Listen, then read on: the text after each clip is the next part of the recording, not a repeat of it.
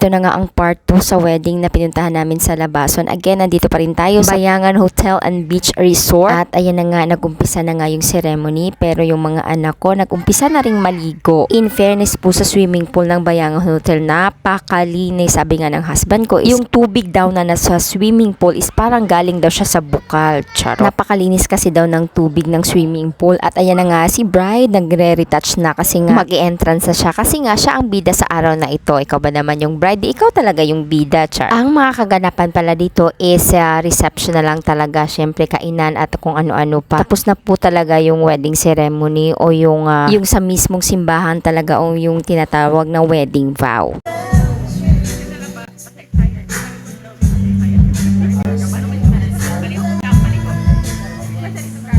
At bilang pambungan nga sa reception na ito is kumanta muna ang newly-wedded couple na si Mr. and Mrs. Borling. O, diba? At sa ngalan nga ng pag-ibig, malalabas mo talaga yung pinakatago-tago mong talento. Charot. At nagbigay din ng konting mensahe ang kanilang pastor para sa newly-wedded couple. Ito ang mga gabay nila sa pag-umpisa nila ng kanilang bagong kabanata sa kanilang buhay. Sa akong misis, ni isa ka kontrado, walay yuta nga bilin. So, nagpuyo mi, nawala diri kaptangan. Pero, i-apply na namo ano ang pulos Ginoo o i-bless mi sa Ginoo.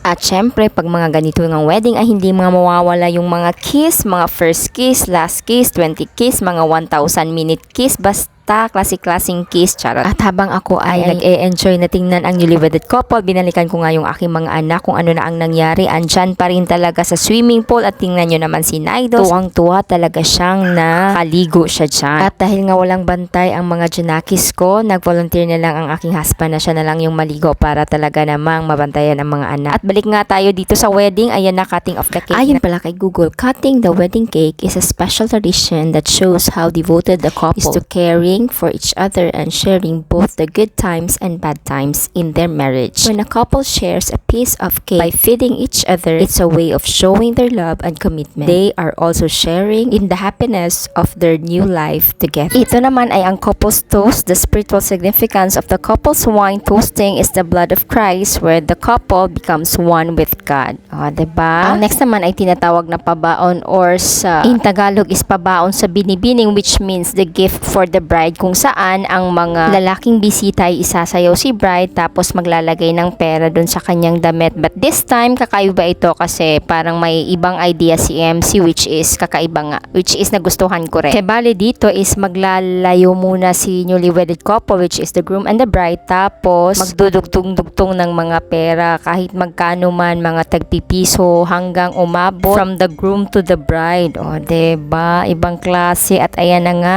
Tapos, pag umabot na nga doon kay bride is kukunin na lahat ni groom at syempre ibibigay niya naman sa kanyang wife. Sa mga punto pong iyan hindi pa po talaga umabot kaya hinihintay pa yung ibang maglagay. Tapos may ginawa si groom para umabot talaga. Medyo nilalayo-layo niya. O, diba? Bali pala ang idea nito is tutulungan ng mga guests si groom para nga makagawa ng tulay or daan papunta nga sa kanyang bride. O, diba? Tapos kung magkano yung pera na nakuha nila through that pabaon, sa kanila yun, parang pang start nga ng kanilang bagong buhay. At talaga namang si Kaya galing pa yan ng swimming pool, gusto niya daw tulungan si groom kaya nagbigay siya ng pera. At nung mahaba-haba na nga at umabot na kay bride, kinuha na nga ni groom yung pera at umabot nga siya ng almost 4,000 yung pera nila. O, sa mga punto pong ito, wala na pong pumapasok sa isip ko kung ano pang sasabihin ko sa video na ito. Alam nyo bang almost 3 weeks din tong pag-i-edit ko at pag-voice over ng video na ito. Nakabalik na lang ang newly-wedded couple dito at hindi pa rin ito natapos kasi nga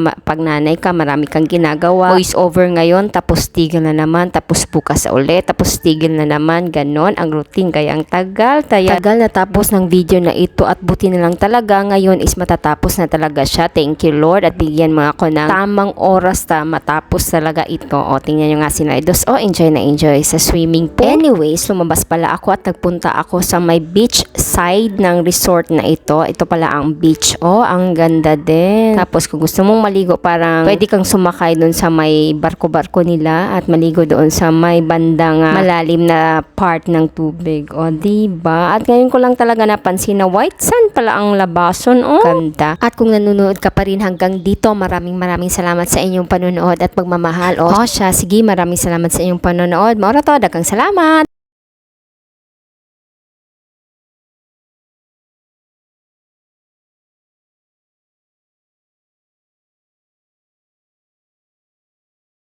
Did you want to like and follow?